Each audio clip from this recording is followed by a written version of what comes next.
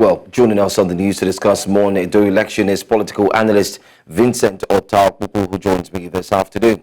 Thanks for staying here with us for a while. But let's go straight into the discussion. I mean, from a legal perspective, is it appropriate for an incumbent governor to visit the INEC office during the collation of results? And could this be perceived as an interference in the process? Yes, thank you for having me, and thank you, our wonderful audience. It is quite wrong. It is not supported by, that action is not supported by law. It is not founded in law. It is a kind of intrusion and capable of sabotaging the electoral process, which was already ongoing at that time.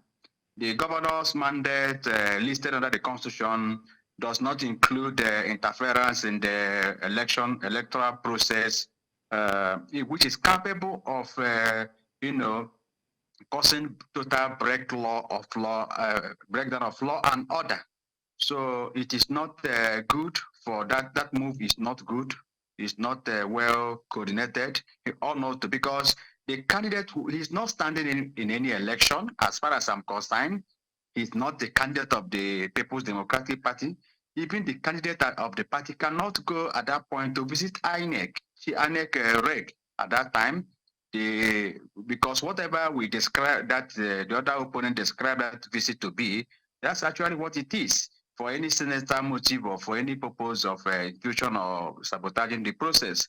They have their electoral, the candidates and their the agents across the state. There is also the state collation agent of the party who also has the responsibility to act on behalf of the candidate. So it is not good for the Obaseki to have done that. And that is also capable of provoking. That visit is inciting and provocative, such that if not well managed, thank God that the police were able to manage it. I trust Frank Mba is a well-coordinated and disciplined professional police officer. I know him personally. So thank God they were able to compel and be able to direct the governor right. That is that. Generally, the election in Edo State has been widely acclaimed, adjudged to be peaceful. But there are pockets of incidences and suspicion and resulting to voter suppression, voter apathy. There's low turnout of people because of fear of what had transpired before. People are afraid that when they come out, there will be harm and all those stuff. And issues that has to do with vote buying, even at the polling unit level. And we had a report that people were sharing money. You have to go to somewhere, vote. I go to somewhere and collect something, or somebody will monitor you. You come and vote first. That has confirmed you have voted to the party of their choice, and they will now go somewhere and be rewarded. So this goes to what we call loosely the stomach infrastructure, which is still playing out in our democratic process at this age. It is really quite unfortunate. It is because of the hunger in the land, because of the people have been subjected to abject poverty. People have been subjected to penury. People are suffering, and they look at the election process as a time of certain temporal or immediate relief. That's why they offer their vote for temporal reward, so as to get some satisfaction. At the moment. So by and large, the election has come, is still ongoing, but there are so much expectations on the part of INEC, to get it right. Where a political agent of a political party, PDP, is on the national television and at the state collation center, because elections are conducted and won at the polling unit level.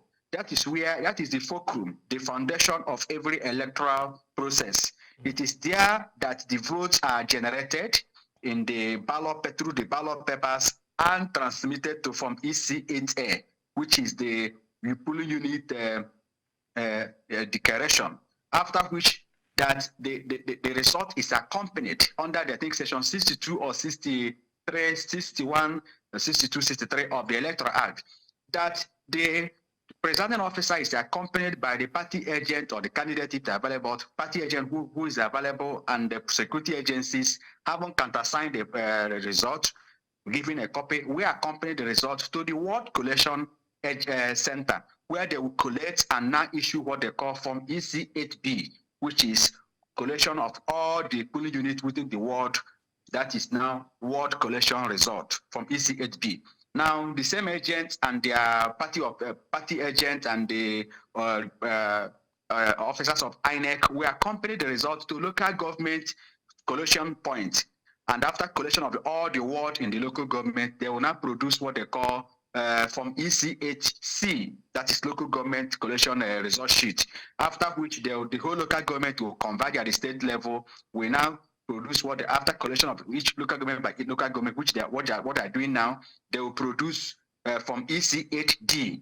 After from EC8D, which is the local government of all local government result collected, which will now be entered into from EC8E, called election declaration result sheet, from which they will declare the winner and make return. But suffice it to say that we are fantastic. I'm fantastically surprised that on national television, the party collation, state collation agent of a political party alluded to the fact and made a strong. You're watching news now. We're still joined by Mr. Otaopu, and when we come back, we'll take a look at more updates concerning the Edo state elections. Stay with us. Welcome back, and thanks for staying with us here on News Now on News Central Television. Well, don't forget that 16 LGA results have been out in Edo State, and barely just 2 more to go.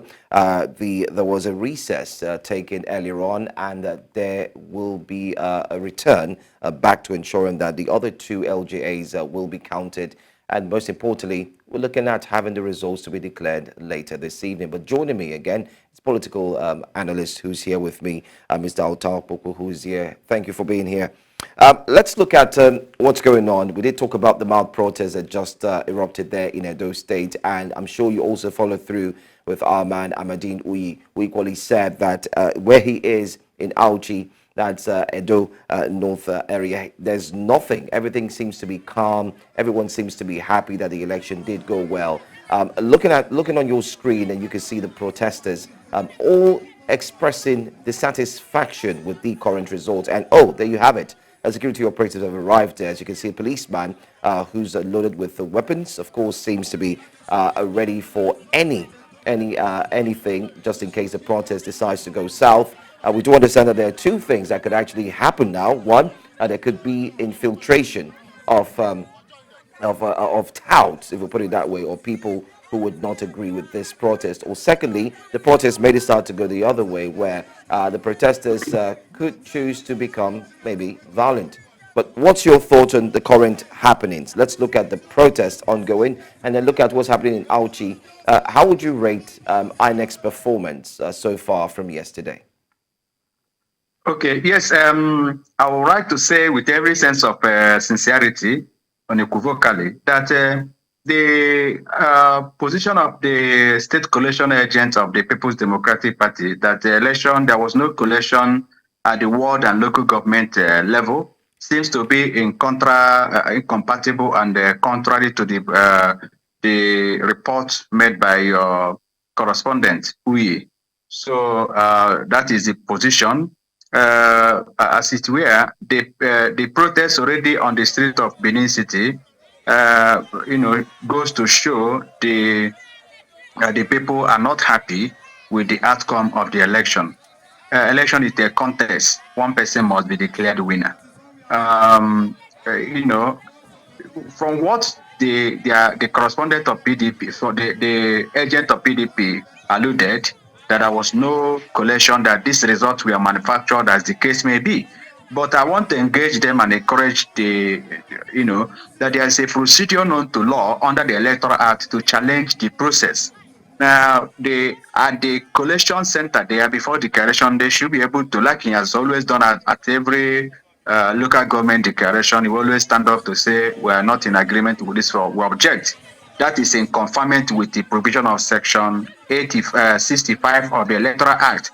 And INEC has a responsibility where such case arises to either call for a review within 7 days under the proviso to section, but that is exclusive preserve of the returning officer under the provision of section 65 of the Electoral Act. So when such objection has been raised, INEC should not keep quiet to go ahead to make a pronouncement, or they should be able to look critically into those objections and the grievances, and before they make their final return. They have to investigate the allegation there was no collation at the ward and local government level, as the case may be. It is the constitutional right of people to protest, to peacefully assemble, associate, and protest. So far that it does not degenerate into violent protests or destruction of properties and what have you. Total breakdown of law and the order. Because under the provisions of the law, section 38, 39, and 40 give them right to freedom of assembly and association, as well as section 41, freedom of movement. But you know that under section 45 of the Constitution, which says that the right to freedom of movement, right to freedom of assembly and association, and other rights listed there in section 37, right under section 37, can be derogated by a law reasonable, justifiable in a democratic society. And the Police Act could also, because it must be a law passed by National Assembly, reasonable, justifiable in a democratic society, for public order, public safety, public for security, public morality, and the need to preserve the rights and privileges of other persons. Now, the police can hinge on this to restrict them at one point, so that because the collation and the process is already going on. So it doesn't generate to a point where there will be catastrophic, it can lead to catastrophic consequences of unpredictable dimension, which will be bad for everybody, but God forbid.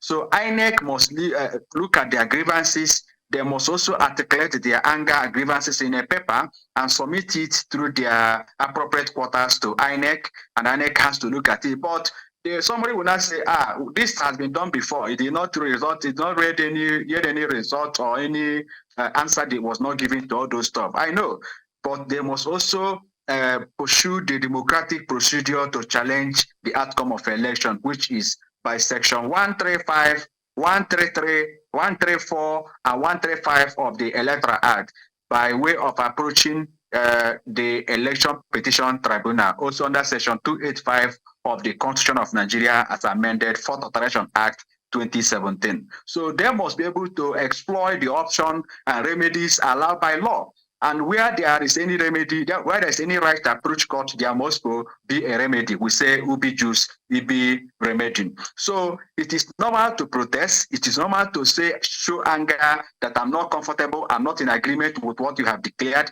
especially when they know actually what they voted and maybe it does not reflect in what was declared. They cannot protest, they can show anger, but they should be able to know that where their rights stop, another man's rights begin from where their rights stops. So in as much they are protesting, they must also protest within the ambit of the law.